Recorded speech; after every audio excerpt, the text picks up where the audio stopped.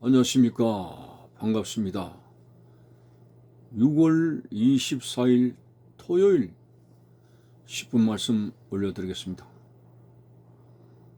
성경 말씀은 요한복음 5장 45절에서 47절까지입니다. 내가 너희를 아버지께 고발할까 생각하지 말라. 너희를 고발하는 자가 있으니 곧 너희가 바라는 자 모세니라. 모세를 믿었더라면 또 나를 믿었으리니 이는 그가 내게 대하여 기록하였습니다. 그러나 그의 글도 믿지 아니하거든 어찌 내 말을 믿겠느냐 하시니라. 아멘. 예수 그리스도를 계속적으로 거부하는 이스라엘 백성들, 성경을 연구하면서도 그리스도를 부정하는 모순을 가지고 있는 그 이스라엘 백성들, 오늘 45절에서 그들이 율법을 연구하고 율법을 통해서 영생으로 얻기를 원하지만은 오히려 율법이 그들을 정죄한다고 말씀하고 있습니다. 내가 너희를 아버지께 고발할까 생각하지 말라. 너희를 고발하는 이가 곧 너희가 바라는 자 모세니라. 이게 무슨 말씀이죠? 예수님은 사람들을 심판하고 고발하기 위해서 오신 것이 아니라 정말 성경이 말씀한 대로 영생을 주시기 위해서 오셨다는 것이고, 오히려 그들이 믿고 의지하려고 했던 모세를 통해서 주신 율법이 그들을 고소하고 그들을 정죄한다고 하는 것입니다. 그들은 율법을 외우고 율법을 배우지만은 율법을 실천하여 순종하여 행할 수 있는 그런 자가 되지 못했다는 것입니다. 그래서 오히려 그들은 율법을 통해서 구원받는 것이 아니라 그들이 율법대로 행하지 못한 것에 대해서 고소를 받고 정죄를 당한다고 하는 것입니다. 이렇게 율법과 예수 그리스도의 복음을 비교하면서 예수님은 너희가 메시아를 거절했지만은 메시아는 너희들을 고소하지 않고 너희들을 구원하시기 위해서 오신 것이지만은 그러나 너희들이 믿고 따르던 율법은 오히려 너희들이 율법을 실천하지 못했던 것에 대해서 정죄한다고 본문에서 말씀하고 있습니다. 그래서 46절에 모세를 믿었더라면 또 나를 믿었으리니 이는 그가 내게 대하여 기록하였습니다.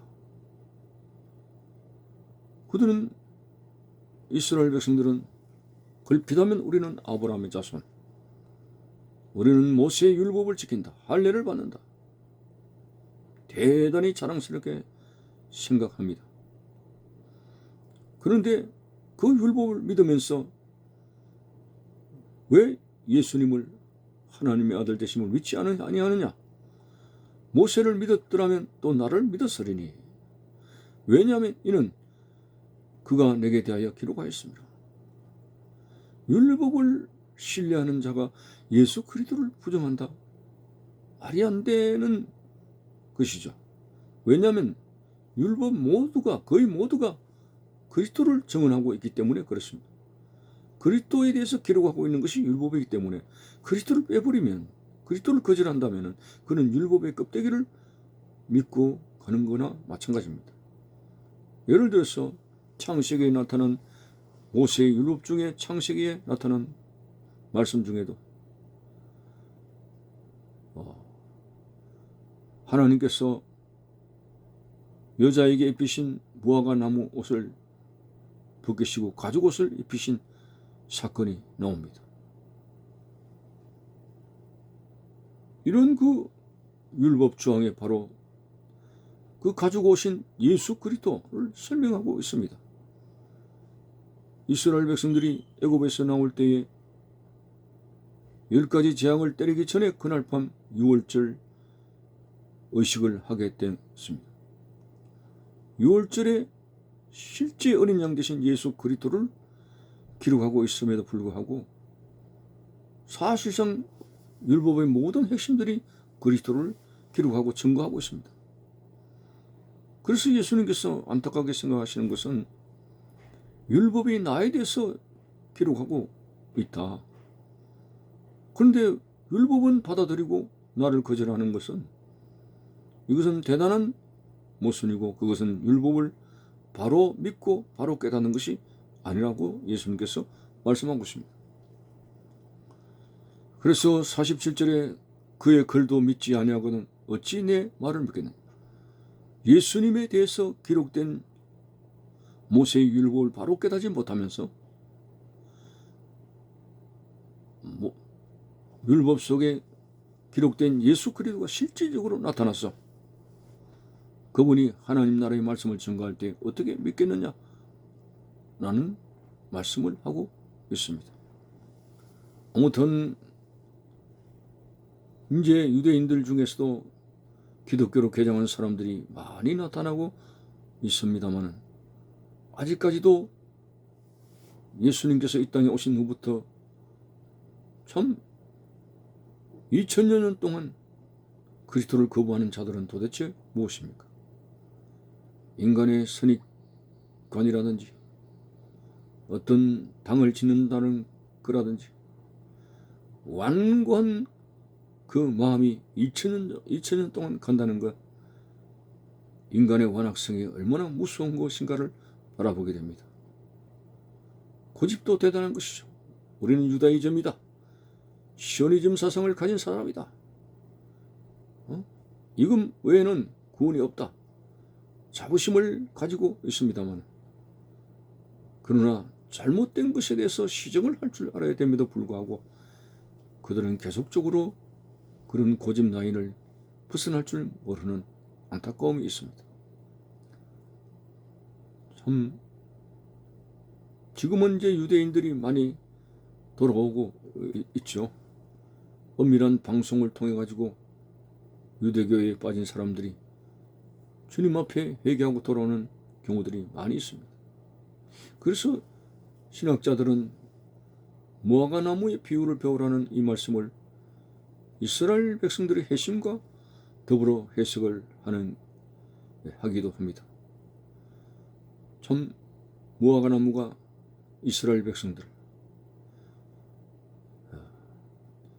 열매를 맺는 그런 때가 바로 이스라엘 백성들의 회심.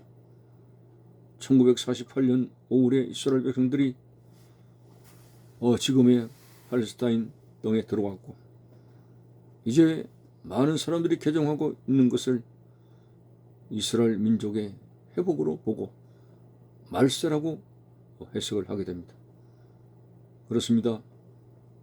마지막 때에 하나님께서 예수 그리스도를 통해서 구원의 복음을 우리에게 증거해 주셨는데 지금이 바로 말세입니다. 노아의 방주를 타듯이 예수 그리스도의 피로 값주고 사신 교회라고 하는 방주를 어서속히 타서 다시 오실 예수님을 맞이할 수 있는 신부된 자로서의 준비를 하는 깨어있는 성도들의 생활이 그 어느 때보다도 시급히 요구되고 있는 그런 상황입니다.